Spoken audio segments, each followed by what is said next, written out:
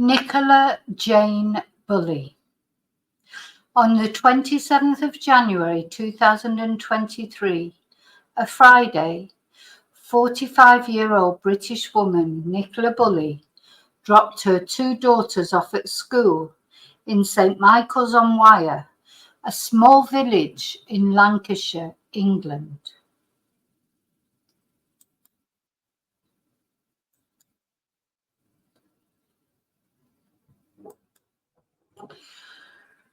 She then took her beloved Springer spaniel Willow for a walk beside the local River Wyre, as she had done almost every day for many years.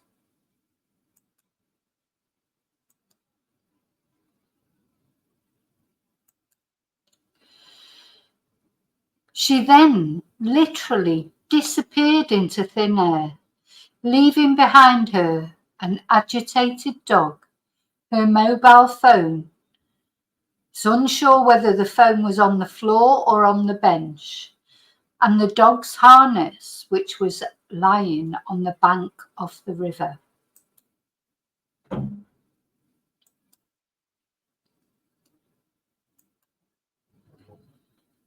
Lancashire Constabulary immediately said there was no evidence of either suspicious activity or third-party involvement in her disappearance, and said initially that their working hypothesis was that she had fallen into the River Wyre. However, an extensive search of the river and surrounding land involving police divers, mountain rescue, the fire department, helicopters, sniffer dogs, waders and drones did not find her.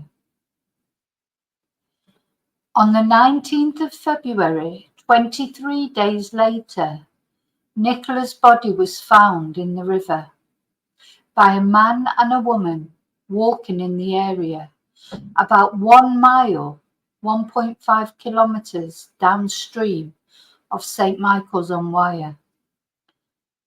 The man was a medium, Jason Rothwell.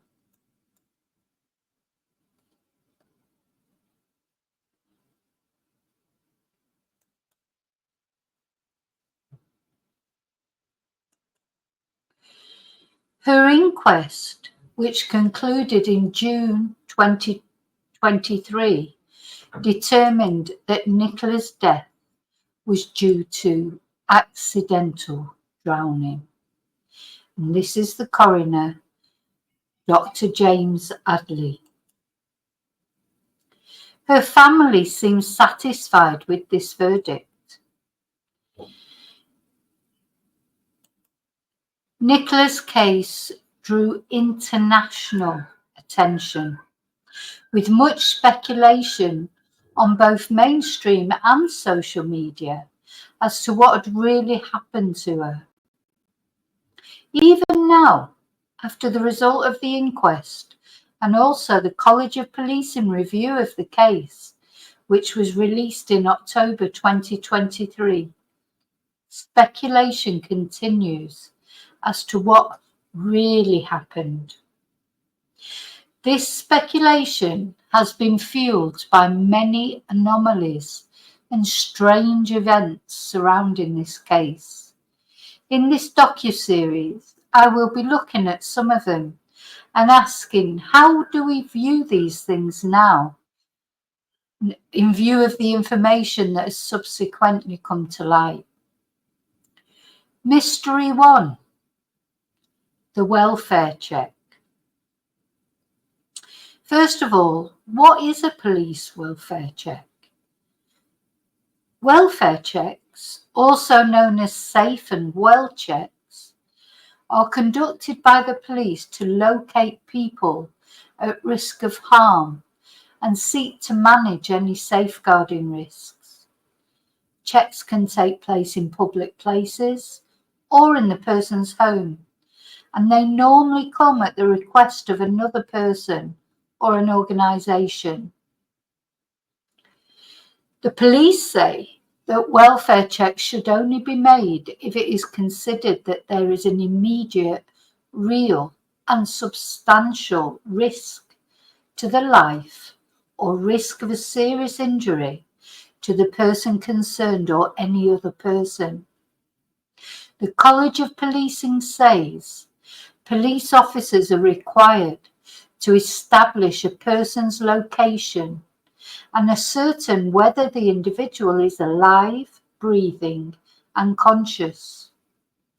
Police actions are limited to finding the individual, calling for medical assessment of people who are found where necessary, and feeding back information to the person or organisation that requested the check.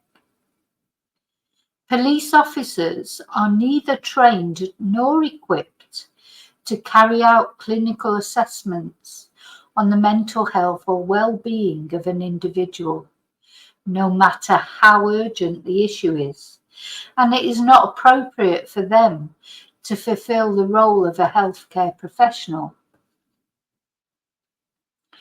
After the welfare check, the police may choose to call an urgent ambulance or call the community mental health team and request arrangement of an urgent mental health assessment. If the person is located in a place to which the public have access and appears to be suffering from a mental disorder, police officers may use their power to detain the person for assessment under the Mental Health Act. They will then be assessed by a healthcare professional. On the 10th of January that same year, at 19:30, at 7:30, 17 days before Nicola's disappearance, her sister Louise made a phone call asking for assistance.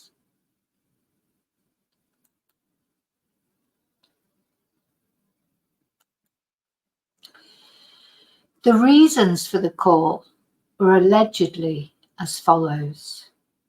Nicola was showing an increased reliance on alcohol. She was refusing to engage with her children. She had reportedly said, "I don't want to be here." However, at the subsequent inquest the following June, Louise changed that testimony, and she said that she did not in fact remember that Nicola had said that. Even more confusingly, later that year, in the subsequent College of Policing report, they refer to the fact that it was Nicola's partner, Paul Ansell, who made the call rather than Louise. Just one of the many things in this case that are uncertain.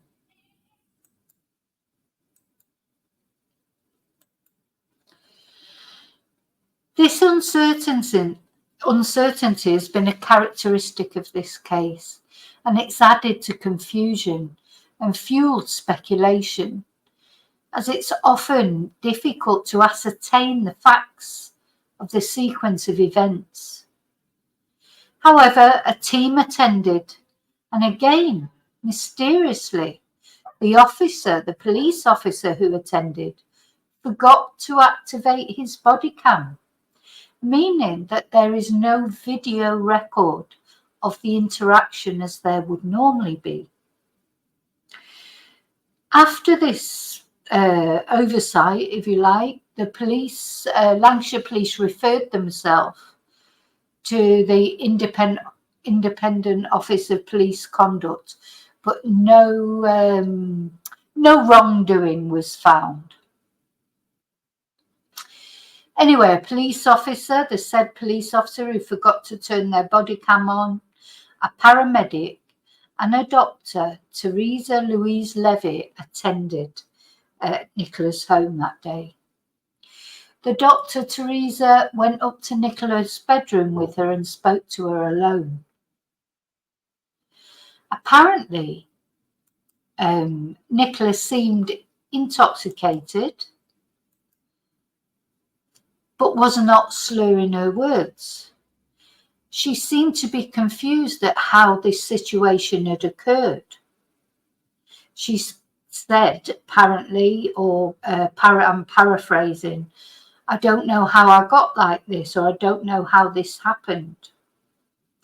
However, apparently she was not depressed. She did not indicate any intention to harm herself. They talked about Nicola's weight, as she had lost quite a lot of weight, and her increased alcohol consumption. Teresa wanted Nicola to go and see her GP the following day, but Nicola said she needed to sort her mortgage out. This is another confusing fact. It is still not clear if this was her own mortgage she was talking about, either the mortgage that she already had on the house she was living in, or was she talking about a new mortgage? Was she thinking of moving? Or was it a mortgage that she was sorting out for clients? Because her job was a mortgage advisor. More mystery. It then transpired that the very next day, the 11th of January, Nicola attended A&E due to a bang on her head. She said she was dizzy and she felt sick. One of her friends said that she had slipped, or she told her that she had slipped on water from the dog's bowl. But this has never been officially confirmed. So this is another mystery that makes people wonder. So she had a scan, and the scan was clear, but many questions remain about this visit to A&E. Who took her to the A&E? How did she bang her head? Did she slip in the dog's water? Why was this never mentioned at the inquest? And was this related to the welfare check, to the events of the welfare check? This fact, and many other wild rumours by anonymous posters on social media, led to speculation about domestic violence in the household, but this has never been proven or confirmed. At the end of the welfare check, it was concluded there was no imminent threat and therefore no urgent need for further intervention. We do not know if Nicola's GP, Rebecca Gray, was sent any information about this visit. At Nicola's inquest, no mention of depression or suicidal ideation was reported by her GP. However, there is no written statement or video record available of that welfare check. And apparently, Nicola's parents were unaware it had ever even taken place.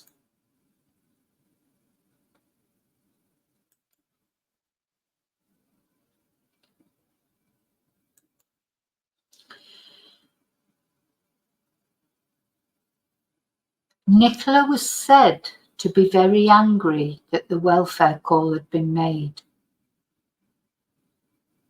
But no action was taken, no follow-up, nothing that we know of to explain about the visit to the hospital, the subsequent visit to the A&E,